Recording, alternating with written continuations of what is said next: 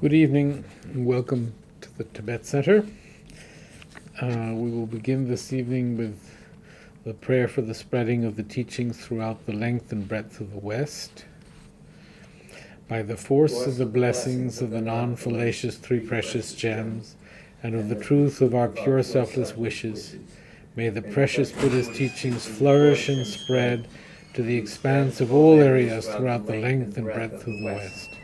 For all the people living there, together with their near ones who have engaged in the teachings and have faith and respect for them, may all conditions adverse to their practice of the pure Dharma be dispelled, and an excellent collection of favorable conditions increase like the waxing moon.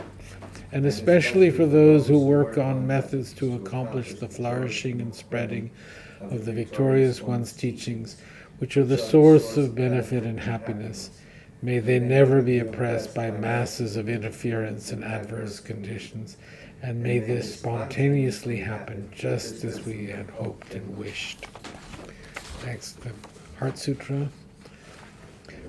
Thus have I heard once.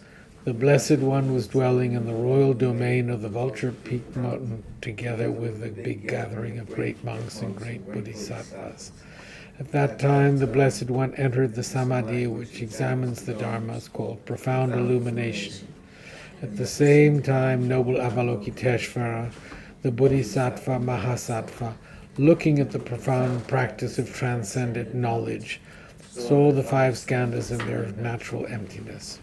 Then, through the inspiration of the Buddha, Venerable Shariputra said to Avalokiteshvara, "How should those noble ones learn who wish to follow the profound practice of transcendent knowledge?" And Avalokiteshvara answered, "Venerable Shariputra, whoever wishes to follow the profound practice of transcendent knowledge should look at it like this, seeing the five skandhas in their natural emptiness. Form is empty, emptiness itself is form. Emptiness is not separate from form, form is not separate from emptiness. In the same way, feeling, discriminating awareness, compositional factors, and consciousness are empty. Thus all the dharmas are empty and have no characteristics. They are unborn and unceasing. They are not impure or pure. They neither decrease nor increase. Therefore, since there is emptiness, there is no form, no feeling, no discriminating awareness, no compositional factors, no consciousness, no eye, no ear, no nose, no tongue, no body, no mind, no appearance, no sound, no smell, no taste, no sensation, no objects of mind, no quality of sight, no quality of hearing, no quality of smelling, no quality of tasting, no quality of sensing, no quality of thought, no quality of mind consciousness. There are no nidanas from ignorance to old age and death, nor their wearing out. There is no suffering, no cause of suffering, no ending of suffering, and no path, no wisdom, no attainment, no non-attainment. Therefore, since there is no attainment, the bodhisattvas abide by means of transcendent knowledge. And since there is no obscurity of mind, they have no fear. They transcend falsity and pass beyond the bounds of sorrow. All the Buddhas who dwell in the past, present, and future, by means of transcendent knowledge, fully and clearly awaken to unsurpassed, true, complete enlightenment. Therefore, the mantra of transcendent knowledge, the mantra of deep insight, the unsurpassed mantra, the unequaled mantra, the mantra which calms all suffering, should be known as truth. For there is no deception. In transcendent knowledge, the mantra is proclaimed. Tadyata Om Gate Gate Paragate Parasamgate Bodhiswaha. O Shariputra, this is how a Bodhisattva Mahasattva should learn profound transcendent knowledge. Then the Blessed One arose from that samadhi and praised the Bodhisattva Mahasattva Avalokiteshvara, saying, "Good, good, O son of noble family, profound transcendent knowledge should be practiced just as you have taught, and the Tathagatas will rejoice." When the Blessed One had said this, Shariputra and Avalokiteshvara, that whole gathering of the world with its gods, humans, asuras, and Gandharvas, their hearts full of joy, praise the words of the Blessed One. Now we generate bodhicitta. With the wish to free all beings, I shall always go for refuge to the Buddha, Dharma, and Sangha until I reach full enlightenment. Inspired by wisdom and compassion, today in the Buddha's presence, I generate the mind intent on full awakening for the benefit of all sentient beings. As long as space endures, as long as sentient beings remain, until then may I too remain to dispel the miseries of the world. With the wish to free all beings, I shall always go for refuge to the Buddha, Dharma, and Sangha until I reach full enlightenment. Inspired by wisdom and compassion, today in the Buddha's presence, I generate the mind intent on full awakening for the benefit of all sentient beings. As long as space endures, as long as sentient beings remain, until then may I too remain to dispel the miseries of the world. With the wish to free all beings, I shall always go for refuge to the Buddha, Dharma, and Sangha until I reach full enlightenment. Inspired by wisdom and compassion, today in the Buddha's presence, I generate the mind intent on full awakening for the benefit of all sentient beings.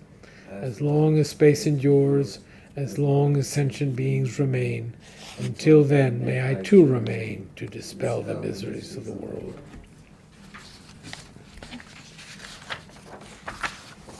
So,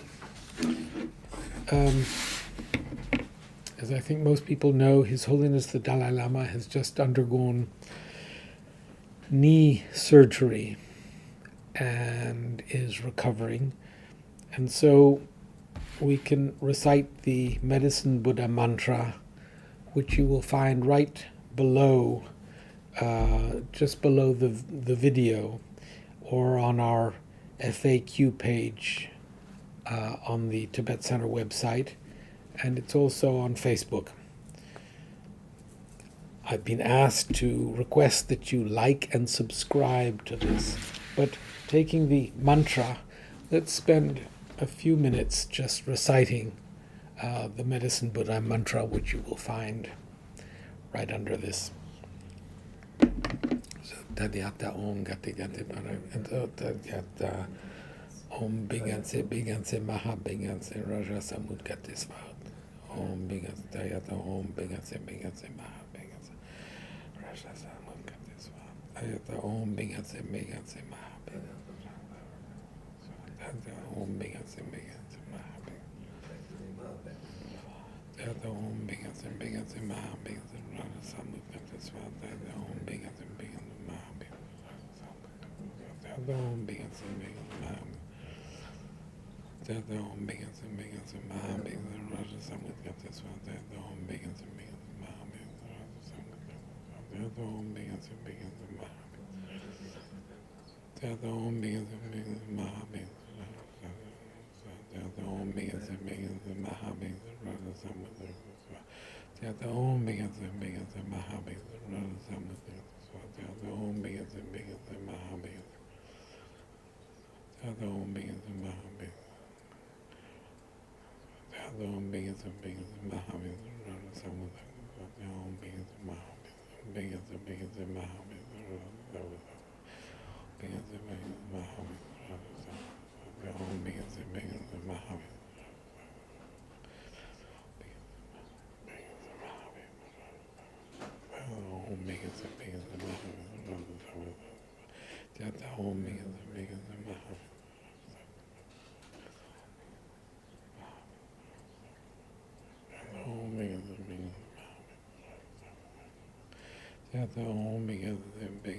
Maha Om Biganse Tadyata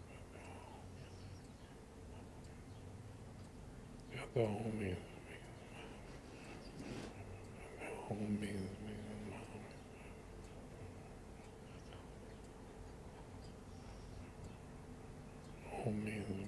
Maha Tadyata Om Biganse Om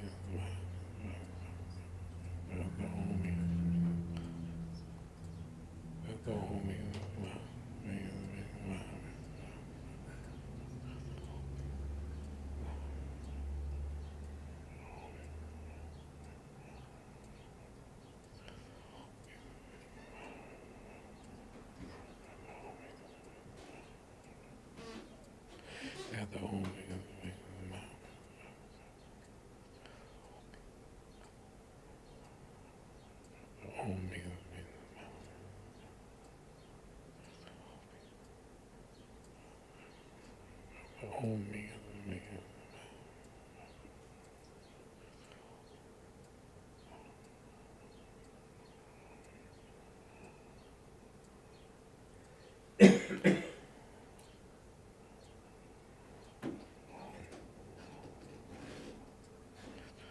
Om.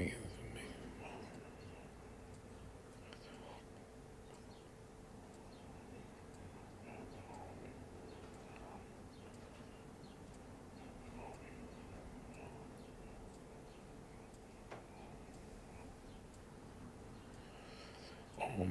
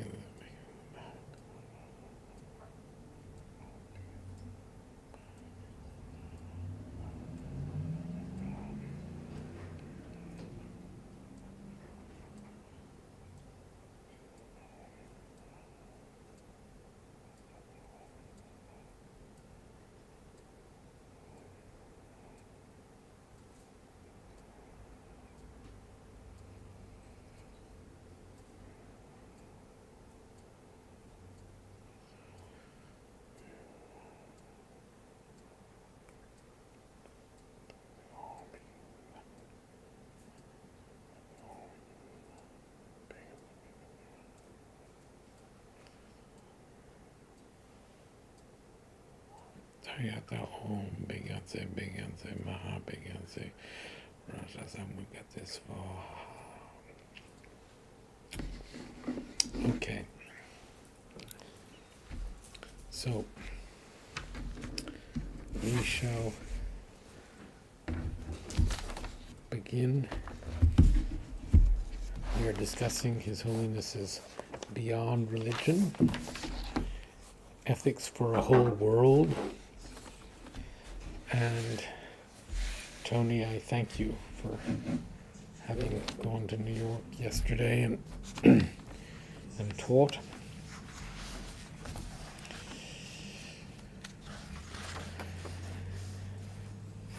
So I'm not totally sure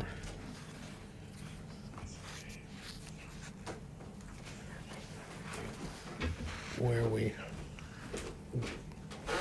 got yesterday. I knew that. Oh yes, 64. Bottom of 64. Distinguishing the action from the actor.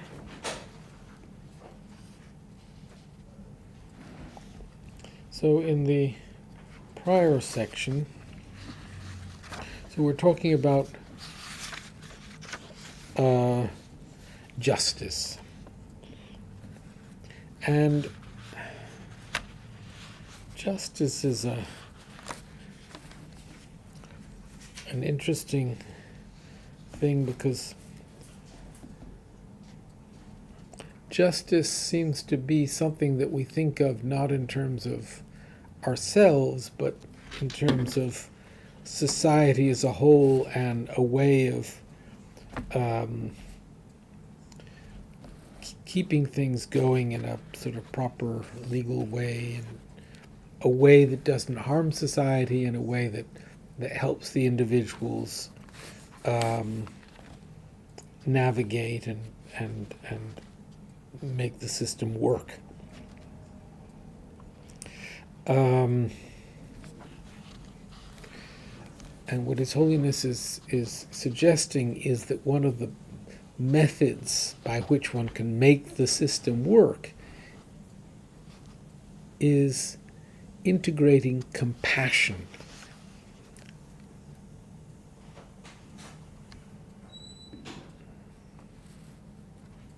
So where is my...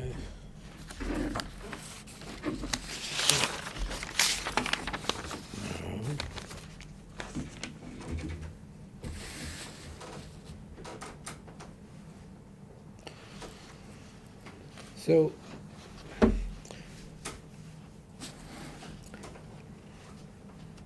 is compassion in itself, does compassion mean forgiveness? When we're talking about justice, the question comes up is, if one makes compassion the element that the basis of judgment, is compassion forgiveness? And His Holiness very clearly states that it is not.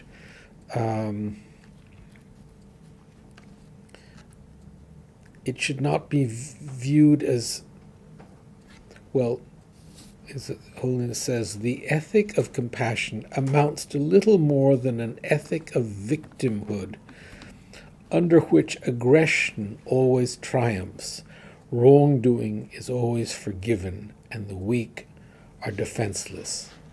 This is a misinterpretation of how compassion should be viewed within justice. Justice is not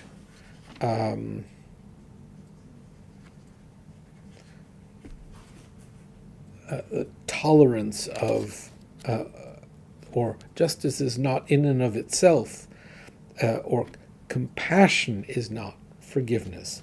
Nothing in the principle of compassion, the wish that others be relieved of suffering, involves surrendering to the misdeeds of others. Nor does compassion demand that we merely accept injustice. Far from promoting weakness or passivity, compassion requires fortitude, great fortitude, and strength of character. So this, I think it's important when His Holiness introduces the idea of compassion, that it not be seen as a weakness, that is, it doesn't turn something like justice into permission to be walked over, permission to tolerate. On the contrary, compassion becomes the motivation for establishing a fair system that should help society and help the individuals that make up society refrain from actions that are harmful to others as well as to oneself, and help cultivate in the members of the society an attitude of wishing to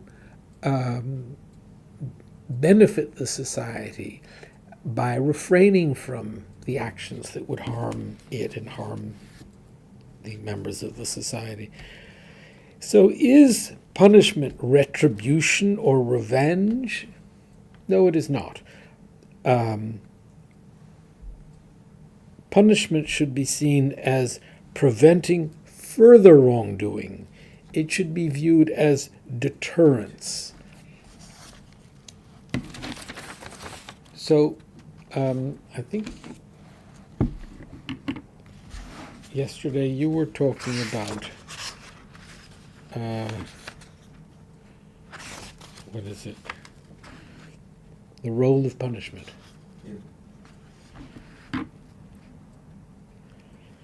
So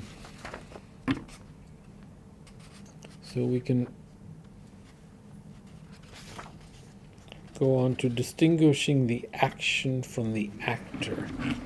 You didn't get there, is that right? We switched to the other. So, the action and the actor. I think that as His Holiness says here, we tend to, when we judge someone for having done something wrong, we are judging the person who's done that, and we sort of fuse the person and the action. And the danger of doing that is that we don't bring into the picture the possibility of someone actually changing, of someone regretting their actions and coming to a better place. We simply see some form of inherent badness or inherent non-virtue, as I say, as if the action is fused with the person who perpetrated it, and that whole is something that we view negatively. And as His Holiness says, the interesting thing is that when we look at ourselves, we don't make that differentiate. We don't see ourselves as being evil due to the fact that we have done anything wrong. We view ourselves as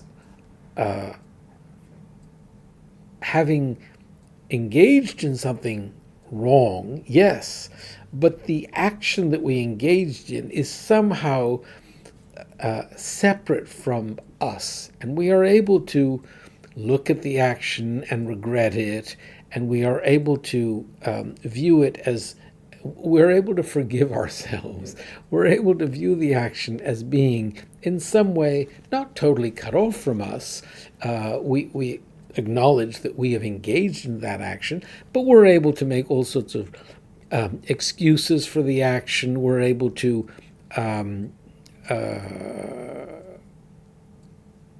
view the action and the actor as being separate.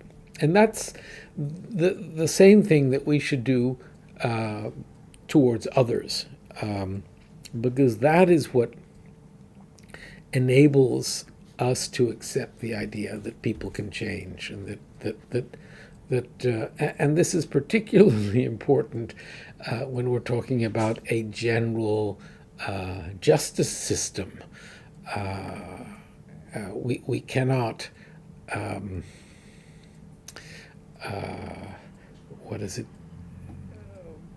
place upon those who have perpetrated injustice some kind of inherent sin that they are stuck with. And that's why His Holiness says something like capital punishment is abhorrent, because it really, it somehow seems to suggest that you're getting rid of a problem by simply removing the perpetrator of the problem.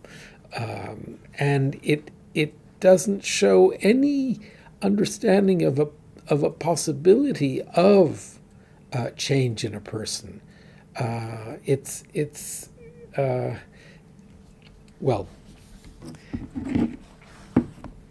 So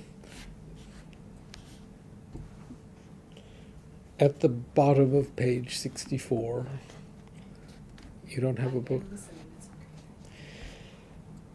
The important point, so distinguishing the action from the actor. The important point about the principle of compassion as a basis for the exercise of justice is that it is directed not towards actions, but towards the actor.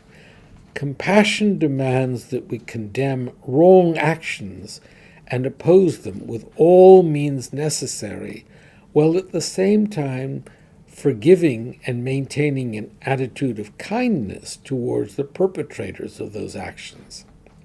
Just as in theistic terms, God forbids sin while still loving the sinner, so we too should forcefully oppose wrong while maintaining concern for the wrongdoer. It is right to do this because, again, all human beings are capable of change. I think we all know this from our own experience. After all, it is not uncommon for those who lead reckless lives when young to become responsible and caring as they gain in maturity and experience. In history, too, there are many examples of individuals whose early lives were morally reprehensible, but who later brought great benefit to others. We might think of Emperor Ashoka, for example, or St. Paul, or numerous others. Do you know the story of St. Paul? He was against the Christians and then had an experience, he flashed light, he fell off his horses, and then he changed. Something like, I don't know the whole story, no. It was drummed into my head when I was young. It wasn't drummed into your head, apparently. I know he had a conversion. He was As against did Christians. the Emperor Ashoka, who engaged in war and killing and then suddenly changed and brought Buddhism to far reaches of the Indian Empire. They say he built stupas that are still around today. Yes, yes. Stupas and these columns, yes. Have you seen them? Have you been around Bodh Gaya in Ashoka's pillars? In I might have seen them without realizing that they were that time period. They show up the hotels. So yes, I can't say that I can see that one can change. I think that we Western Buddhists, not that we started evil, but we have definitely had the opportunity to go through changes that we can actually, that we are aware of in our own lives, and that demonstrate the way in which a spiritual practice can bring about a change in our attitudes. Takes long. Talk like Patrick, takes long. It takes long, but as His Holiness often says, we mustn't look back a month or 2 months and expect to see change. But if we look back a few years or a decade, we can see changes in our motivations, in what it is that we are trying to devote our lives to, and that's extraordinary. I think any change is Change your rather. value system, that's for Yeah. sure. What we thought was important and not so much now. I do attribute a lot of the change that I see in myself to getting older.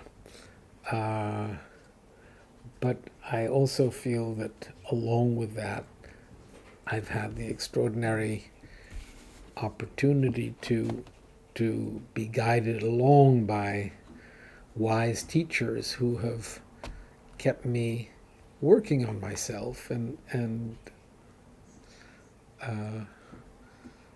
there's a little,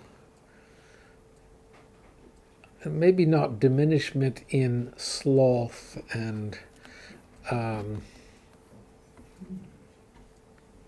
but there's more awareness of virtue as opposed to non-virtue, and those are the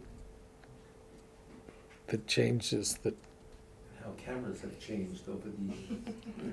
Yes, Imagine cameras. yes. We worry about Tony reminds us that not only do we change, but cameras evolve as well.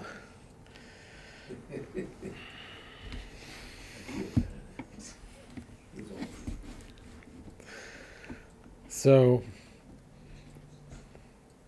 this capacity for change is true even of those who have committed the most terrible deeds.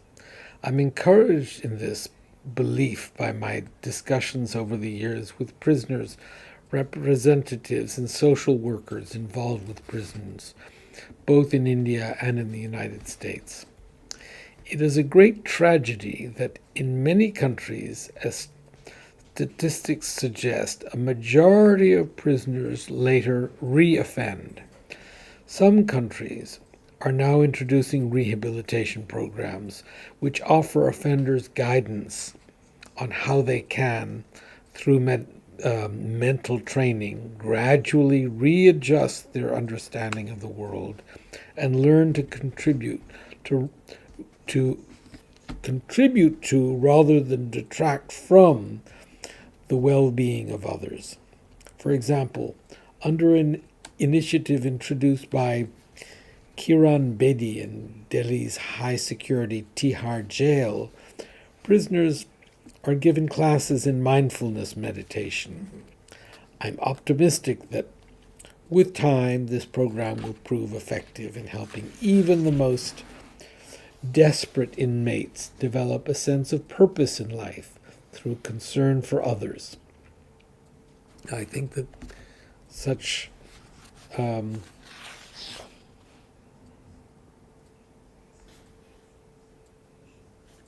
mindfulness meditation programs have been introduced in American jails as well. I think a lot of the insight meditation people have been working on this. Rowena has had a prison practice. Mm-hmm. The FPNT crowd is big on it.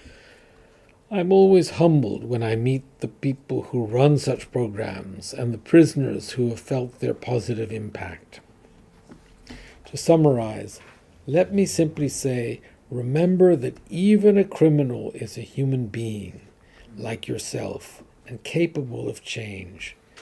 Punish the actor in proportion to the misdeed, but do not indulge the desire for vengeance. Think rather of the future and of how to ensure that the crime is not repeated. So, vengeance, yeah, I think that's quite clear.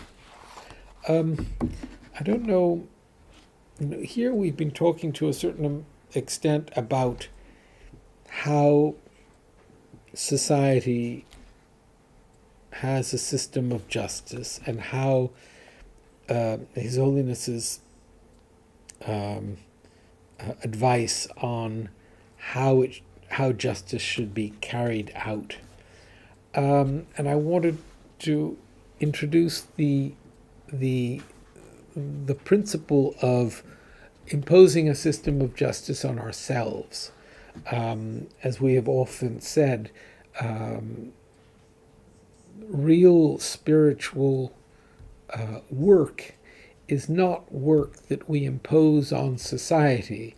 It is work that we impose on ourselves. And one of the methods by which we begin to bring about change in our selves, in our behavior, is by working on what I think that in the Judeo-Christian world we consider to be, especially the Catholic world, confession. And I was brought up a Protestant, and so I didn't have the benefit of being able to wipe my sins away by confessing to a priest. I had to sort of live with it and deal with it. in Buddhism, the system of confession is based on our own recognizing of our having engaged in some kind of non-virtue and developing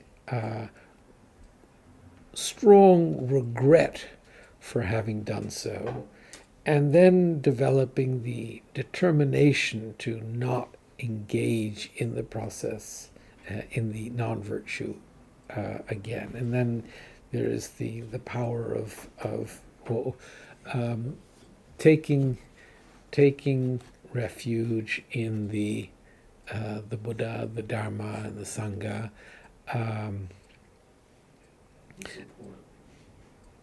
And so this idea, this concept of regret, I think is very much based in the notion of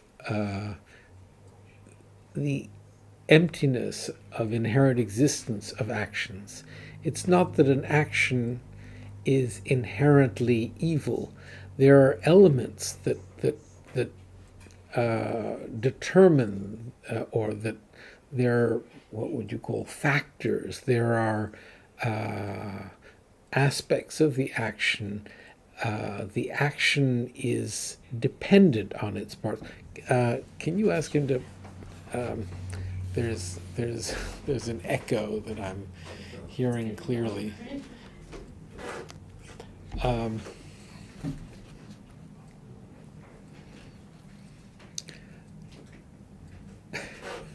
Thank you.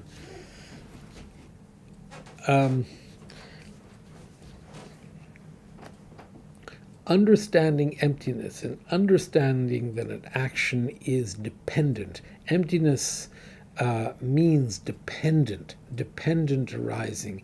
And if we can see actions as depending, and if we can see that by removing the cause of something, if something is the result of a cause, if we can remove the cause, we will remove the effect. If we think about those aspects of, or the cause and effect aspect of action, and we come to understand that actions are therefore empty of any inherent, intrinsic, independent quality, that becomes the basis for the possibility of dismantling, diffusing non-virtue towards ourselves. Now, so I'm really talking about how we apply these principles, how we apply the imposition of justice as something that brings about change for ourselves. So, Can I ask a question? Mm-hmm. What if you're not sure of the cause? How do you work on that? How do you dismantling until you can figure out the cause? Something non-virtuous, for example, gossip. If you can't refrain yourself from saying something about someone, what is the cause of that motivation, that drive to say something negative about somebody? Sometimes we're just sucked into a process of gossip just because others are gossiping. It gives us a sense of importance within a situation to bring gossip. We make ourselves important. We make the person we're speaking about looked down upon by the people we are telling. So it's all a cultivation of our own ego, our own sense of importance, and our wish to protect that by speaking badly of others.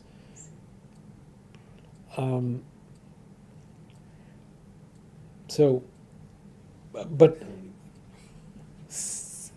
sitting and thinking about that and analyzing. I mean, your question is a very important one because in analytical meditation, you would think, why is it that I'm engaging this way? Why is it that, gosh, I found myself in this situation? Why did I start telling these bad things about my friends? And analyze it for yourself. It shouldn't be based on what I said to you. It should be based on your recognizing in yourself this tendency to act in those ways, and if you really are doing this honestly, those thoughts themselves will lead you to regret. And regret is a very powerful antidote to acting non-virtuously, because out of regret comes the sort of muscle of restraint. But it all has to start with our having acknowledged that we have acted in a particular way. So that initial acknowledgement is vital. And if we sit and go through this process, there's lots that we can acknowledge. If we begin to be honest with ourselves, and it doesn't have to merely be in the way we treat others. It can be in the way we act when we're all by ourselves, the way we waste time, the things that we think about, the way in which we indulge in espressos, cameras.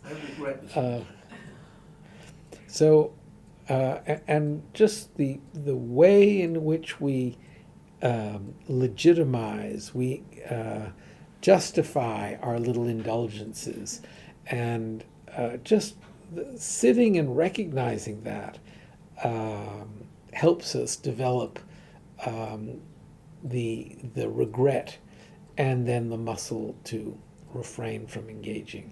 And then, we're not really able to do this on our own. We're doing this.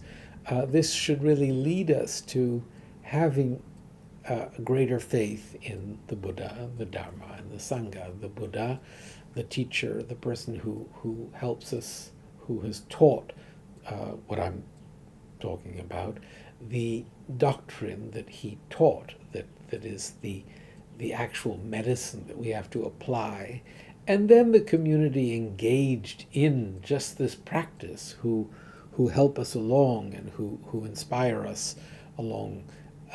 If we really see these three objects of refuge as being,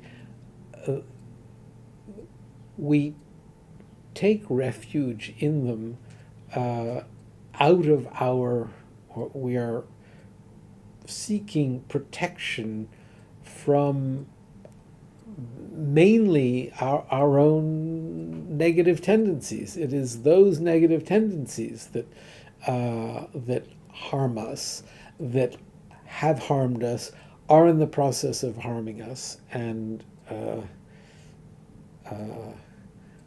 So when you say, when you're doing analytical meditation, are you analyzing your own behaviors or your own thought processes or your mind? Can you be a little bit specific? So it depends what we're analyzing. When you can engage in analytical meditation, it is the basis for developing, let's say, a realization of emptiness.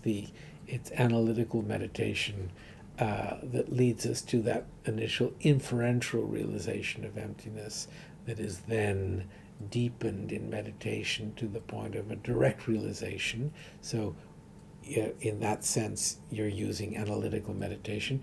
You use analytical meditation for developing qualities such as compassion, by analyzing how I suffer, and how, just as I am suffering, others suffer, and how dependent we are on others for everything we have, and we thereby assume the responsibility to help them, and we develop this wish to remove their suffering. And so analytical meditation is used for many things. Here, we're talking about analyzing our own negative tendencies, and recognizing our selfish, self-cherishing nature, and developing the determination to diminish. I mean, particularly in respect to what we've been talking about in this book, the recognition that all of our difficulties, all of our suffering, all of our challenges are the result of our self-cherishing and our self-grasping, grasping at a sense of self. It is out of that grasping at a sense of self that we then indulge in self-cherishing. Out of that, we engage in non-virtuous actions. Out of those, we suffer. We suffer the consequences due to the laws of karma. So thinking about those things, thinking along those lines, will lead us to a wish to diminish those non-virtuous actions, behaviors, thoughts, whatever, and apply the antidotes to those that will bring about happiness. So that's analytical. That's all in the head thinking. It's almost like having compassion for yourself, because you realize you're doing all these negative actions that are going to lead, as you said, to negative consequences. So in a way, we have to have compassion towards ourselves to say, oh no, this is not good what you're doing, this is what's going to happen to you. So whether one refers to that as compassion for oneself, there is debate. Whether one would call that compassion, it becomes the basis for what we refer to as renunciation, renouncing our preoccupation with the affairs of this life or of samsara. Compassion becomes an attitude that we have towards others. Compassion is the wish to remove the suffering of others.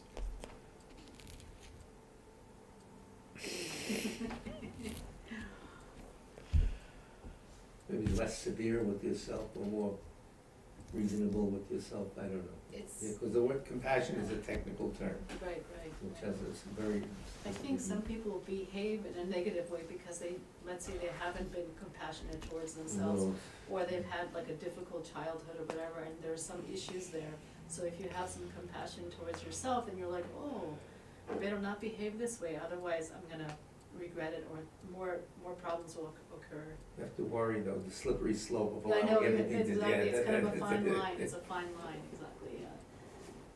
Severe thunderstorm alert just came on my phone. Oh, What? cleansing, Yeah, we're supposed to have severe storm alert in a short while. uh-oh. Another, On I set hope we now. don't have any more trees falling down. It might.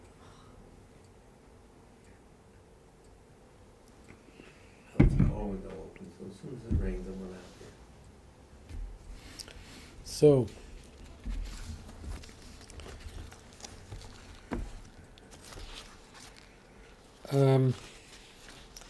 in the Lamrim, in Tsongkhapa's great treatise on the stages of the path to enlightenment in volume 1, chapter 15, under cultivating ethical behavior, it begins with how you engage in virtue and turn away from non-virtue after you have reflected on karma and its effects in general and in detail. a general explanation. Engaging in the Bodhisattva deeds, Shantideva's text says, from non-virtue comes suffering. How can I truly be free of this? It is fitting that at all times, day and night, I think only of this. Also, for the sage said that conviction is the root of all virtues, and to constantly meditate on fruitional effects is the root of this conviction. So, what's interesting here is constantly meditating on fruitional effects, karma, is the root of conviction in virtues. It's a reason. You're again using reason. Good reason. Yeah, but reason in cause and effect. In other words, you are recognizing that negative actions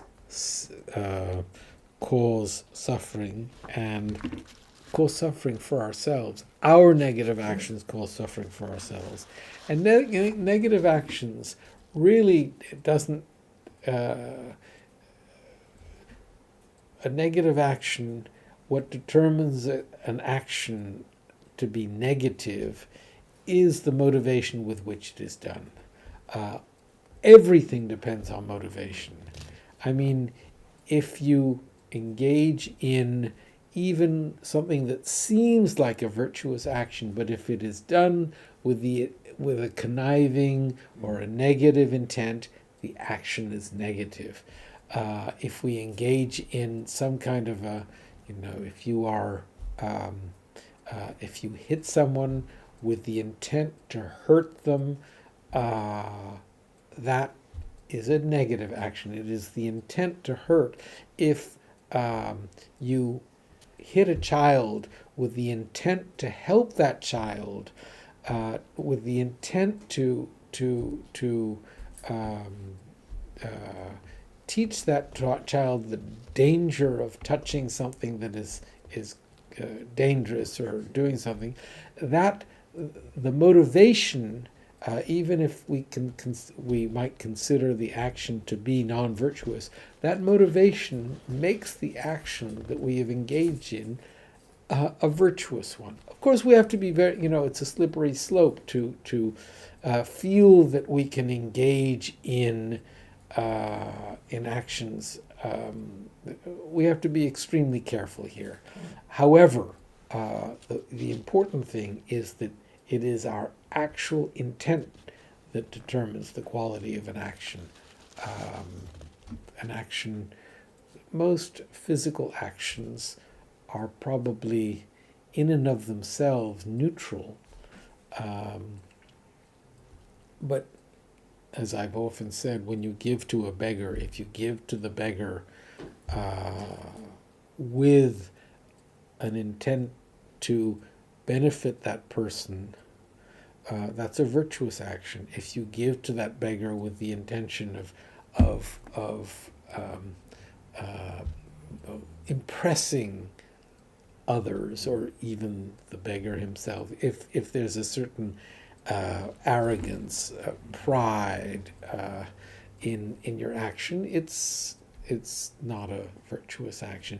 If you engage in that giving with a real wish that you could alleviate all poverty, that you could provide all sentient beings with all that they wish for, that's a wonderfully not just the object, but general, universalize it, or whatever the word is. Yeah. That's easy to do. I mean, if we don't have that experience of emptiness, we just have to remember to do it.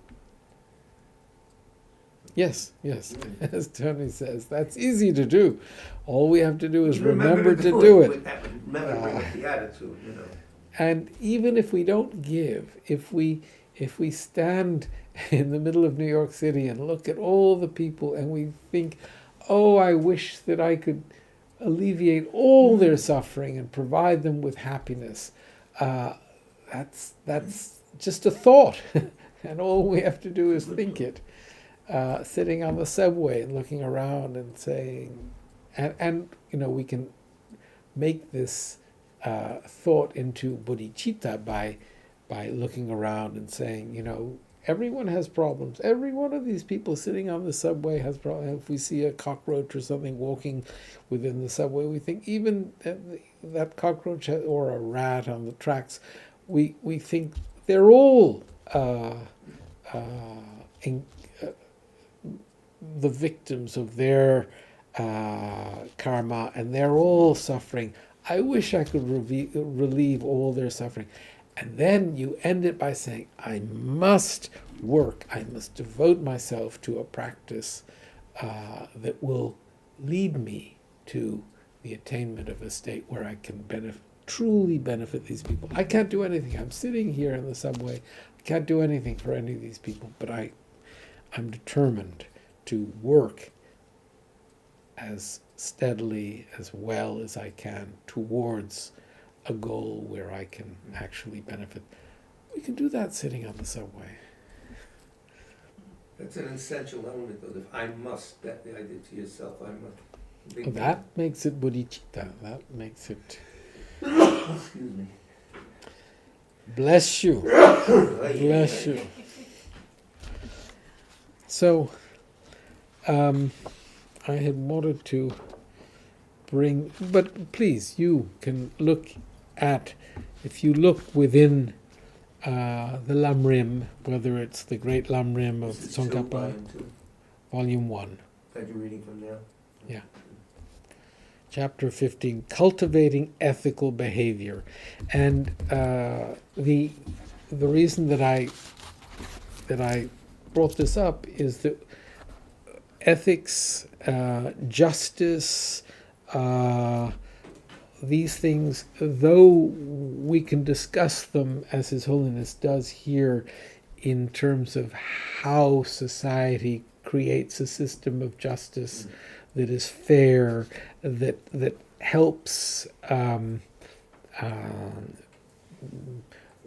provides people who have engaged in non-virtuous actions with the opportunity to change their ways. The real work that we have to do is on ourselves and the system of regretting our non-virtuous actions and determining to engage in virtue is sort of ethics applied to ourselves, and in terms of justice and the ability to so justice, a justice system, karma, the laws of actions and their results, is something that it's going to take advantage of us. Any non-virtuous action we engage in is going to cause us to suffer in some way. The effects of our non-virtuous actions will arise unless we work at really diligently applying the antidotes to our non-virtue.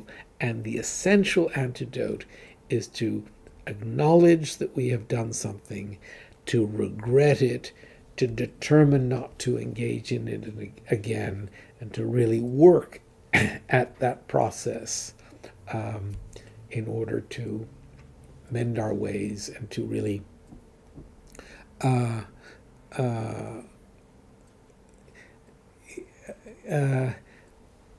turn the situation around. That's really what that process is. It's one in which we change the karmic dynamic by this thought process, and it's something that we do sitting on our pillow, sitting on our bed, sitting on a chair. It's something that we do. We don't have to go out and do anything. We have to just work on ourselves and bring about that change. So that's sort of self-justice, applying this whole justice system to our own misdeeds, our own non-virtuous thoughts and actions. Okay, I think we should stop there. Aaron, we have the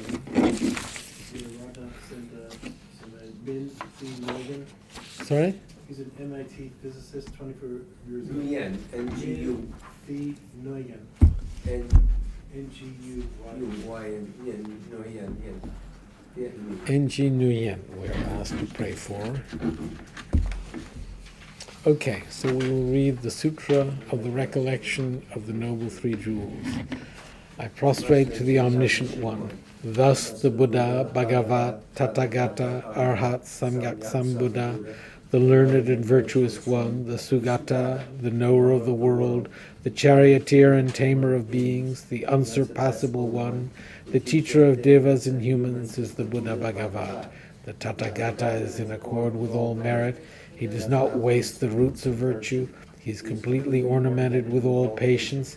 He is the basis of the treasures of merit. He is adorned with minor marks. He blossoms with the flowers of the major marks. His activity is timely and appropriate. Seeing him, he is without disharmony. He brings true joy to those who long with faith. His knowledge cannot be overpowered. His strengths cannot be challenged. He is the teacher of all sentient beings. He is the father of bodhisattvas. He is the king of noble ones. He is the guide of those whose journey to the city of nirvana. He possesses immeasurable wisdom. He possesses inconceivable confidence. His speech is completely pure. His melody is pleasing. One never has enough of seeing him. His form is incomparable. He is not stained by the realm of desire. He is not stained by the realm of form. He is not affected by the formless realm. He is completely liberated from suffering. He is completely and utterly liberated from the skandhas. He is not possessed with dhatus. His ayatanas are controlled. He has completely cut the knots. He is completely liberated from extreme torment. He is liberated from craving. He has crossed over the river. He is perfected in all the wisdoms. He abides in the wisdom of the Buddha Bhagavats who arise in the past, present, and future. He does not arise in nirvana. He abides in the ultimate perfection. He dwells on the bhumi where he sees all sentient beings. All these are the perfect virtues of the greatness of the Buddha Bhagavat. The holy Dharma is good at the beginning, good in the middle, and good at the end. Its meaning is excellent. Its words are excellent. It is uncorrupted. It's completely perfect and completely pure. It completely purifies. The Bhagavat teaches the Dharma well. It brings complete vision. It is free from sickness. It is always timely. It directs one further. Seeing it fulfills one's purpose. It brings discriminating insight for the wise. The Dharma, which is taught by the Bhagavad, is revealed properly in the Vinaya. It is renunciation. It causes one to arrive at perfect enlightenment. It is without contradiction. It is pithy. It is trustworthy and puts an end to the journey. As for the Sangha of the great Yana, they enter completely, they enter insightfully, they enter straightforwardly, they enter harmoniously. They are worthy of veneration with joined palms. They are worthy of receiving prostration. They are a field of glorious merit. They are completely capable of receiving all gifts. They are an object of generosity. They are a great object of complete generosity. The protector who possesses great kindness, the omniscient teacher, the basis of oceans of merit and virtue, I prostrate to the Tathagata. Pure, the cause of freedom from passion, virtuous, liberating from the lower realms. This alone is the supreme ultimate truth. I prostrate to the Dharma, which is peace. Having been liberated, they show the path to liberation. They are fully dedicated to the disciplines. They are a holy field of merit and possess virtue. I prostrate to the Sangha. I prostrate to the Buddha, the leader. I prostrate to the Dharma, the protector. I prostrate to the Sangha, the community. I prostrate respectfully and always to these three. The Buddha's virtues are inconceivable. The Dharma's virtues are inconceivable. The Sangha's virtues are inconceivable. Having faith in these inconceivables, therefore the fruitions are inconceivable. May they be born in a completely pure realm. Okay, we will read the prayer for a swift return of Dr. Trungpa Rinpoche. Exalted wisdom of all victors gathered in a drop, sole refuge manifest in the form of the one wearing saffron robes, Guru Lobsang Tuwang Dorje Chang. Please bear witness here today that our prayers may be fulfilled. We beseech the great torch of doctrine, accomplishing from long ago the vast ways of aspirational prayers, Lord of speech and victorious Losang's teachings, spreading them to the ends of the earth by means of explanation and practice. For holding the commitment, I will invite all beings to be my guests in unsurpassed great awakening. Yet you have withdrawn the activities of the form body that serve the welfare of others. Is that worthy of the supreme among beings, the Bodhisattvas? Though impossible for you till cyclic existence end to abandon your commitment to liberate all beings, we beseech the new son of Nirmanakaya to swiftly return from the realm of Dharmakaya, brought forth by Bodhicitta drawn by 7 steeds. Having reached the far limits of scholarship, religion, and life and goodness, please come swiftly as an unrivaled supreme emanation, full holder of the sage's teachings, and wish-fulfilling jewel, return to the glory of Losang Tenpe. Magnificent truth of the 3 precious jewels, Mahakala, Karma Yangma, and Sri Mati Devi, and the ocean of Dharma protectors, may you spontaneously fulfill our wishes, and the swift blossom of the incarnation's fresh moonlight face. Closing the door.